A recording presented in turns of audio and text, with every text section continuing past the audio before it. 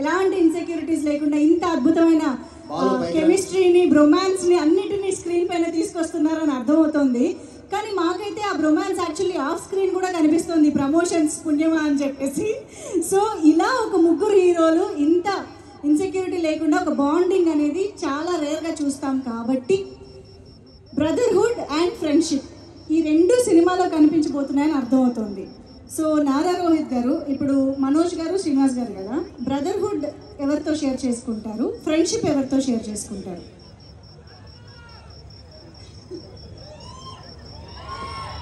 Brotherhood అయితే తమ్ముడు కాబట్టి సాయి.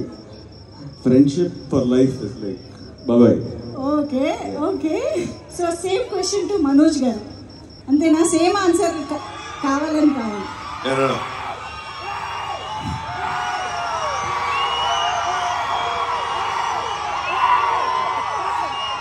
తమ్ముడు నా ప్రాణ స్నేహితుడు. వావ్. ఓకే శ్రీనివాస్ గారు. నాకు ఇద్దరు బ్రదర్హుడ్. ఇద్దరు బ్రదర్హుడ్, రామ లక్ష్మణులు. బట్ ఇద్దరు ఫ్రెండ్స్, ఇద్దరు బ్రదర్హుడ్. ఐ కాంట్ ఇద్దరు 50-50. Wow. Okay. So I think ఇదంతా మేము స్క్రీన్లో చూడడానికి వెయిట్ చేస్తున్నాం. అయితే నేనే కాదు, క్వశ్చన్స్ అడగడానికి యాక్చువల్లీ ఇందాక నుంచి మా ఆడియన్స్లో కూడా చాలామంది నేను ఇందాక ఇంటరాక్ట్ అయినప్పుడు కూడా అడిగారు.